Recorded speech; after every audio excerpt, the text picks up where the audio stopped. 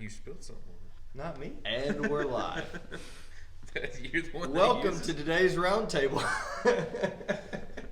This is the fun part. This is what making sure that you guys are paying attention.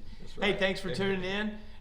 Feel free to comment, question, post, share, whatever helps you or beneficial to you. We like to dig in here a little bit further than maybe what I was able to communicate. I really aim for 35 minutes. I'm just not good at it, but it's my goal. It's an objective. I normally end up probably 40 or 45 minutes. But hey, let's not make this long talking about how long I talked yesterday. We are in the middle of 1 Thessalonians chapter 5. In this, I guess, points maybe, or areas of contention, tools, objectives that Paul gives that we can use to accomplish whatever God wants us to accomplish in the time that we live. So, number one, contend with covering. Did I just jump?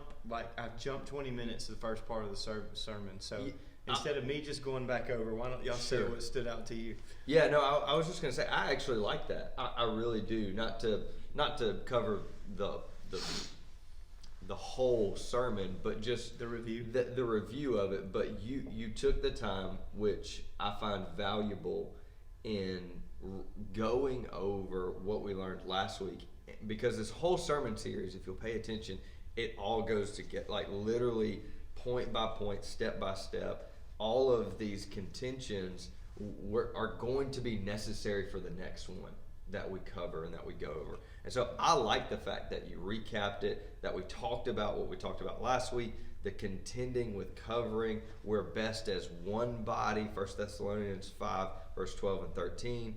Honor, you talked about that. I thought that was so important to look over those, and it sets us up going into this week and what we're going to talk about. So, yeah, I started, and this comes a little bit from our small group yesterday that I had with a couple of guys talking about, and we're just diving into why we believe what we believe, why we operate the way we operate as a church and as Christians.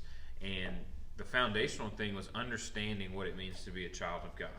And once you get that and you really understand it, and we say it and we put it in songs and we sing it, and it's real compact and short, I'm a child of God, but there's so much that means, those three words, child of God, how much that really defines who you are. And then as we were going over that, and it sets the foundation for all of that, it reminded me of that's really how it sets the foundation for us to be able to contend with these things. First, we have to understand who we are as a son or as a daughter of God in order to be able to contend with these things in the right way. If you don't understand who you are or what the mission is or what your purpose in life is, you won't even know why you need to contend with these things. Right. You won't know why or how to even go about this in your daily life.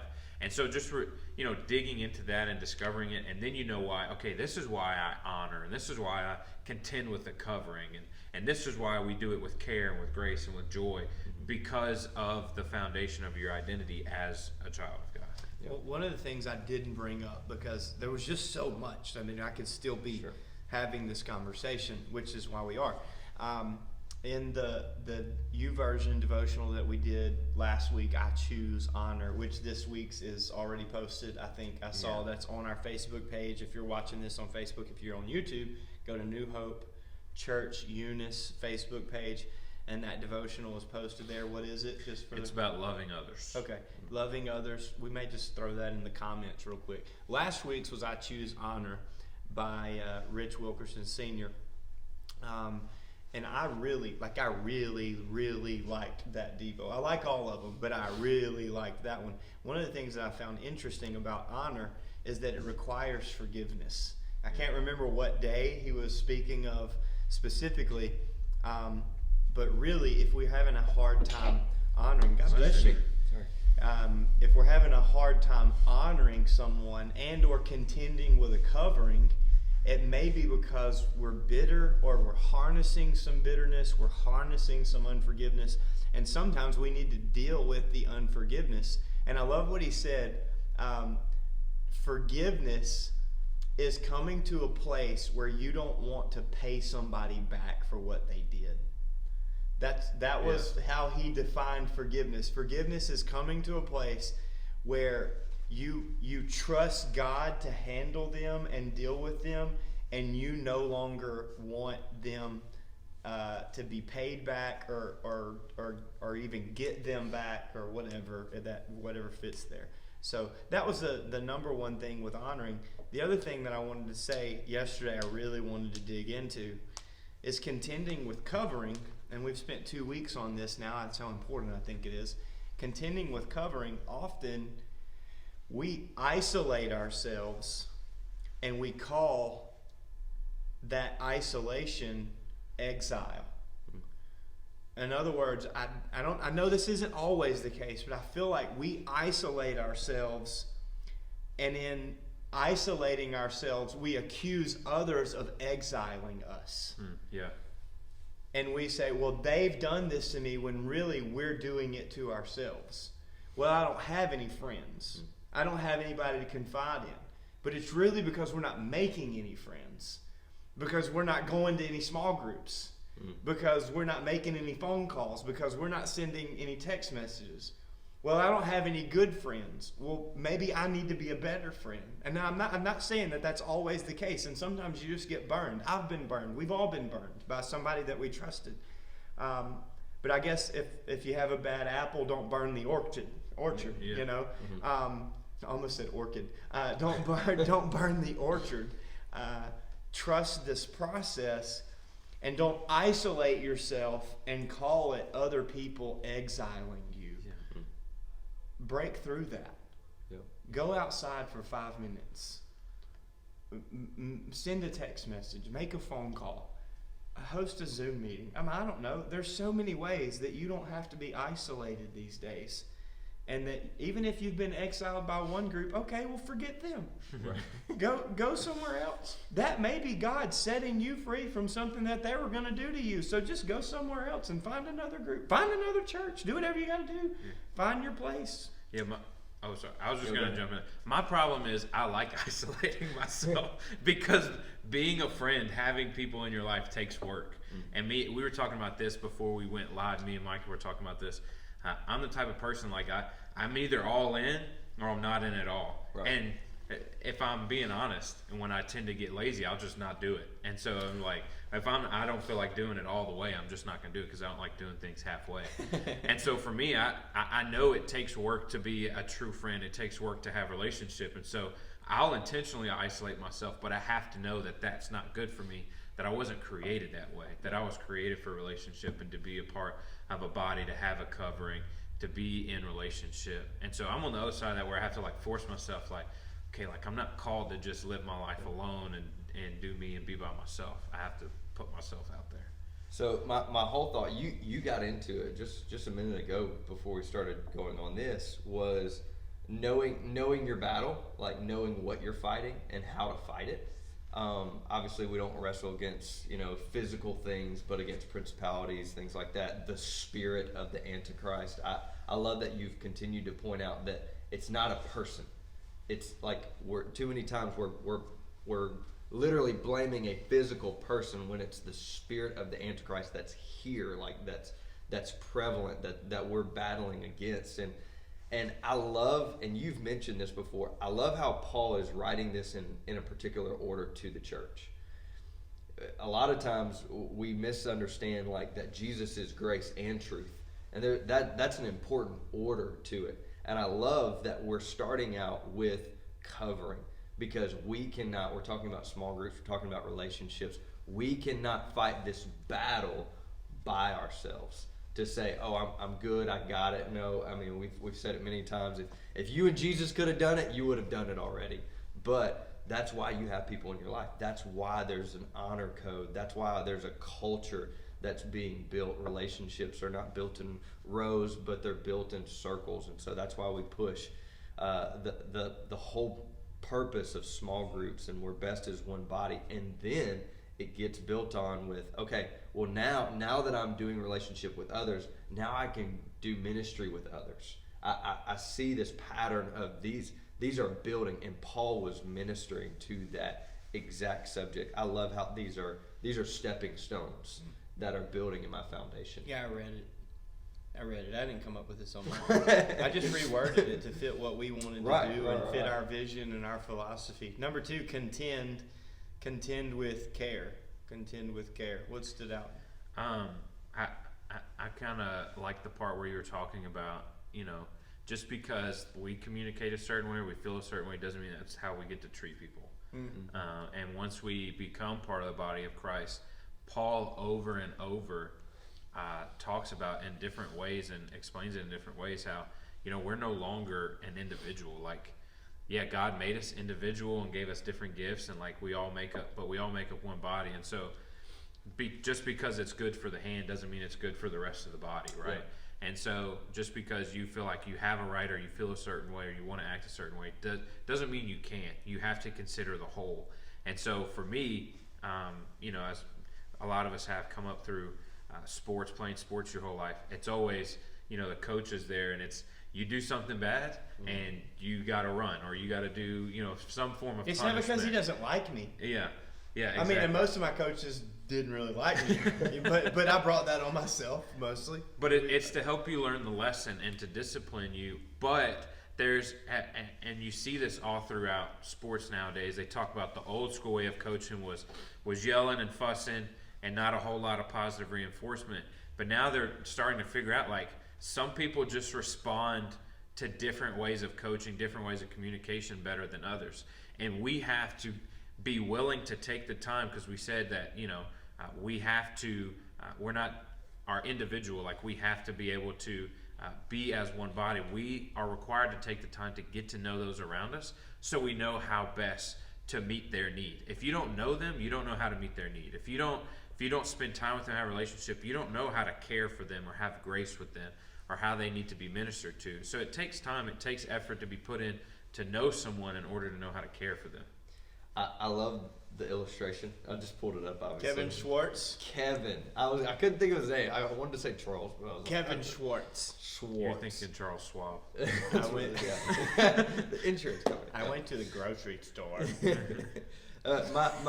My favorite part of that was the tie-in that ultimately we can get so hung up so many times of where we are. Yeah. And I can't grow because I'm timid, shy, scared, fearful, or you even listen to the lie of the enemy. I have nothing to contribute. But when you get outside of that thinking or thought process and you say, you know what, I can be used by God, I can be who God's called you to be, then you end up looking like Kevin. And it may not look impressive, but it's exactly where God has called you to be, doing exactly what He's called you to do. Digging a little bit deeper from what we communicated yesterday, some of the most impactful things that we've done in ministry was originally something that I didn't really like. It was originally something that I didn't really want to do. And those became some of the most monumental moments that we've had. And I mean everything from something that I didn't want, that I was like, oh, it's going to be so much work, to I don't like that. Mm-hmm. But I cared enough about the people under me positionally. If they love it, and you got, look, he's smiling. So if they love it, I will lay down what I want. I'm thinking specifically of, baby boomer generation versus millennial generation and their preference in music and presentation. Mm-hmm. Okay. And I'm every year I get older. I have a birthday every year. It's true. And there are things that my children and my grandchildren are going to love that I don't even like. Right. But I am learning right now as a father, and I guess positionally as a spiritual father for Gen Z, that it doesn't matter if I like it. If they love it, I'll try it. Mm-hmm. Because those things got me out of my comfort zone. And if it doesn't work, hey, look what you did. That was a terrible idea. I told you I didn't like it. You know, but man, if it brings 20 people closer to Jesus that otherwise weren't going, I guess just ministering to the same people over and over again, including myself. Like if I just need to be ministered to, I find, I'm going to quit with this and we'll move forward. I find watching other people be ministered to more rewarding than me getting to hear my songs or me getting to have my way or just seeing church be done the way I want to do church and the way I like to do church. In fact, most of what we do in a service is not what I want to do. It's not the way that I was ministered to 10 years ago. Sure. But it's what we believe is going to minister to the most people right where they are and the target audience of people who don't already go to church and aren't already living for Jesus. And so we contend with care in how we promote, how we present, and we contend with care in the decisions that we make. Yeah. Even if I don't like it. If they love it and it's not unbiblical, let's roll. Let's do it. If you love it, I'll do it.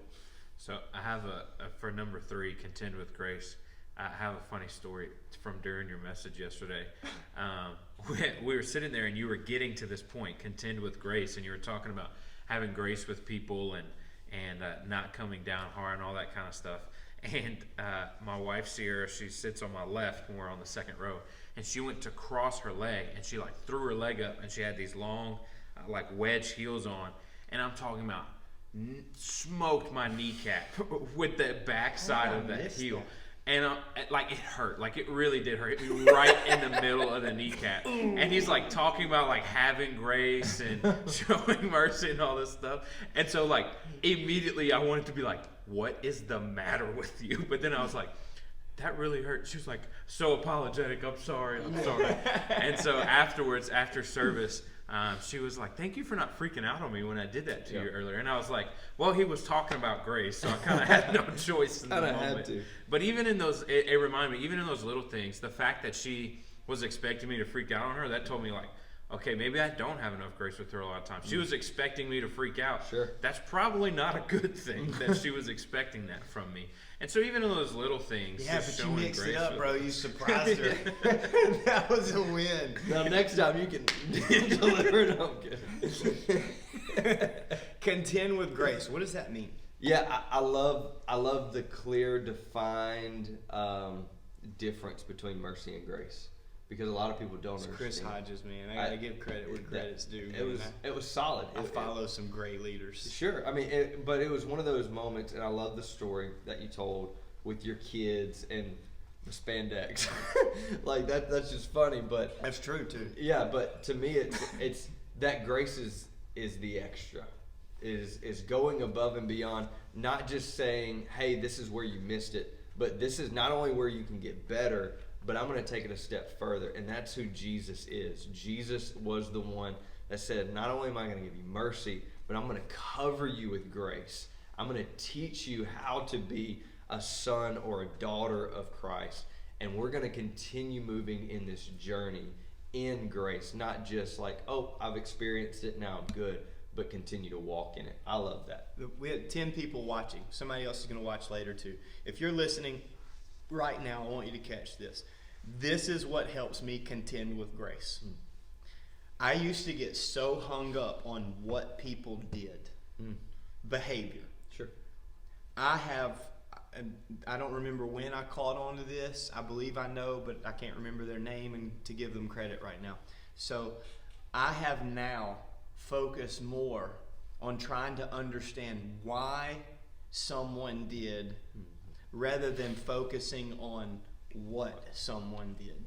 So I shifted how I feel, and that caused me to feel differently about the person. Like I know what you did. I'm not just going to be infuriated by that. I need to know why. And we actually implemented that into staff meetings and, hey, help me understand. Instead of just coming to somebody and going, what'd you do? because it's not helpful. Right. It actually helps me to contend with grace. Give people something that they don't deserve or that I don't feel like they deserve. Giving them what they need despite what they deserve. Yeah. If I try to understand why somebody did something, which is normally belief, versus what somebody did, behavior. It helps me in ministry. It helps me in, let's just say we were just a business. We were just a small business running together and working together all the time. It helps me in church. It helps me with my bride. Okay, help me understand why. If you help me understand why did you just kick me in the leg? Why'd you put vegetables in the soup? To my son. I'm so hard on my son. I know I am. Like, I love on him and apologize sometimes because I want so much for him. And you get this if you have children or grandchildren or even just little ones that you love. Or maybe you feel that way about somebody else that you see so much potential in and they're just not living up to the potential. You have to try to figure out why. Yeah. And then that helps you understand, and then it allows you to contend with grace. And that, I hope that's helpful. I know I'm rambling. To expound on that a little bit, a lot of times we can be aggravated or frustrated by things we see on the news or on social media, and we don't have the we don't know that person to be able to go to them and have that conversation, and for us to find common ground and then settle it. Instead, we just let it aggravate us all day and assume everybody that thinks this way is whatever. What I try to do, and it's funny, we were in the van going somewhere last Tuesday, and I don't remember what we were talking about, but I said, I'm sure they were just, and you were like, well, that was a really optimistic way to look at that. And I said, yeah, it's probably not it, but otherwise I'll just be aggravated all day. Yeah. If I don't I just try to ascribe the most positive benefit of the doubt way for someone's motives, and then I just move on. Because if I just believe, their heart was, their intentions were good, right, then I can look past it and not let it affect the rest of my day. And so if somebody's just in passing does something and it's just eating at you, just stop and put a reason behind it that was a positive spin on it. That's what I try to do. Well, and it goes right into point number 4. You have to choose joy. And we do. And we're 25 minutes in, and I want to spend proper time on this. So what I'm going to do, this is Love Your Neighbor Sunday.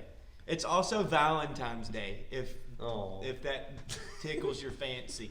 I said that so Cajun, redneck. Tickles your fancy. So if that's what ruffles your feathers your or whatever. Hand was real.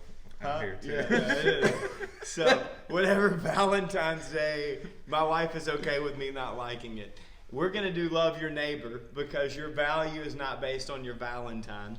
But everybody has a neighbor, so bring your friend this weekend. We'll put you and your friend or your guest in a drawing. We're going to give away crawfish this weekend. We're going to give everybody just a little bit of something. Don't forget to wear red and white. I'm actually going to open this week with Contend with Joy because there was way more I really wanted to dig into right there. And then I'll have 2 more points, and then we'll wrap up this series 2 weeks from now. I hope that you have a great lunch. Thank you for tuning in. Again, feel free to comment. Thank you, Pastor John, for tuning in. Good to see you, bro. Although you just tuned in and made fun of me, but it's cool. We love you and miss you. Almost said something goofy.